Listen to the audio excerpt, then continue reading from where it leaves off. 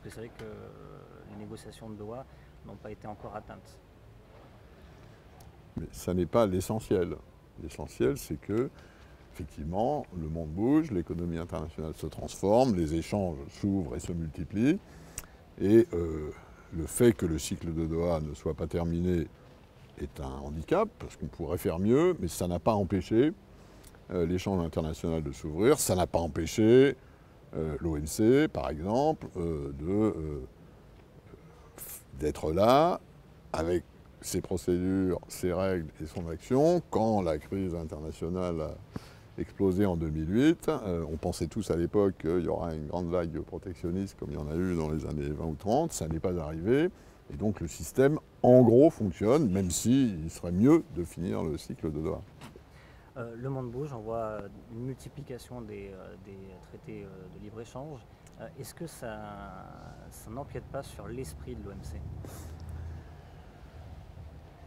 J'ai, c'est normal, une préférence pour le multilatéral, parce que c'est plus juste, parce que tout le monde est autour de la table, parce que c'est plus transparent. Bon. Mais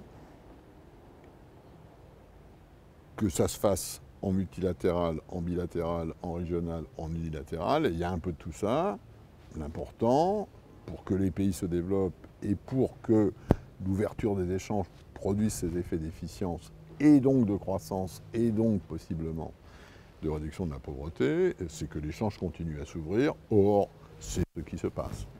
Quel regard vous portez aujourd'hui sur l'OMC? Vous qui êtes maintenant à l'extérieur de l'Organisation mondiale du commerce, quel regard vous portez sur l'action qui est menée actuellement par votre successeur, pardon?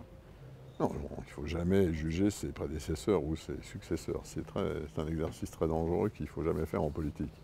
Mais si vous voulez, si je compare l'Organisation mondiale du commerce à d'autres organisations multilatérales de la gouvernance globale, l'OMC reste probablement l'organisation la plus structurée, la plus efficace, ne serait-ce que parce qu'elle dispose d'un mécanisme de règlement des différends, d'un système contentieux qui est sans équivalent dans le système international. Si à l'OMC, un membre trouve qu'un autre triche, il va trouver un juge et le juge décide s'il a raison ou tort.